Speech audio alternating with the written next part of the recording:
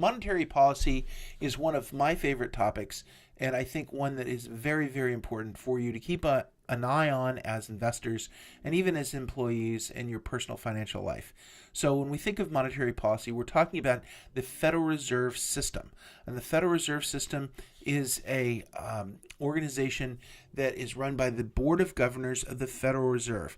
And so the Federal Reserve takes into account or is in control of the money supply and monetary policy of the United States. As I've mentioned, it's independent of the Congress and the president for good reason. We do not want them just inflating the money supply for political purposes.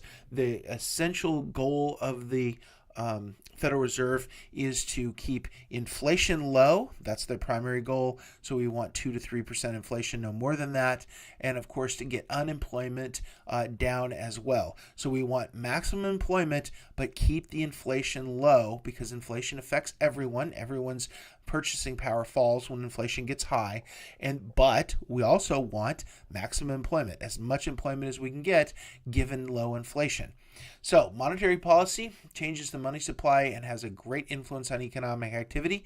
It's not as fast as fiscal policy. If the Congress and the president want to send everybody a $1,000 check, if everybody gets their check, they might not spend it all. Some people will pay bills, but a lot of people will just go ahead and spend it, which will have a dramatic impact on the economy.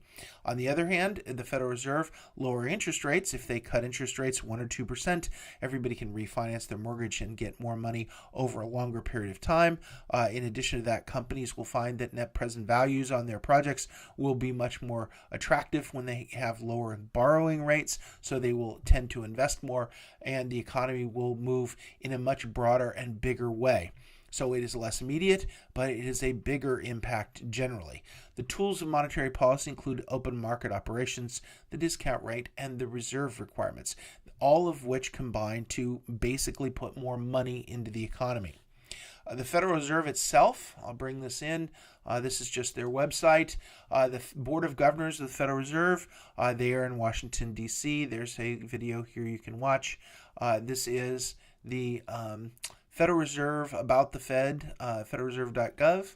And the website goes on to talk about the purpose of the Federal Reserve, conducts monetary policy for maximum employment, stable process, and moderate long-term interest rates in the economy. That's their goal. Here are the board members currently. Janet Yellen, as I said, is the first woman chair of the board, which is awesome to have broken that barrier. Stanley Fischer has been around for a long, long time, and there are some other members as well. One of the things about the Federal Reserve is they break them into the Federal Reserve banks. The Bank of San Francisco is here, which covers the entire western United States as well as Alaska and Hawaii.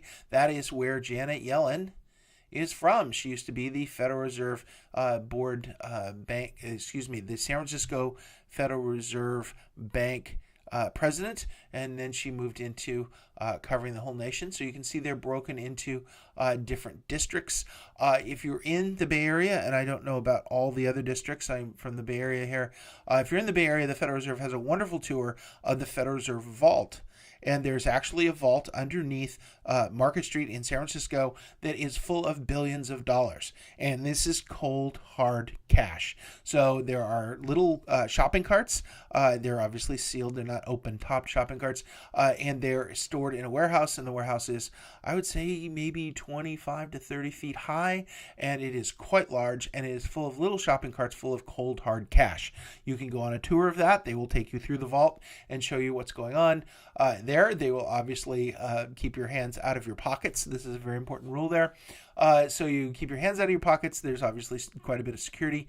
And every dollar that goes through the banking system eventually goes through the Federal Reserve, and they run it through machines. So if it's marked up, if you write on a dollar, for example, they will shred it and they will put another dollar into circulation.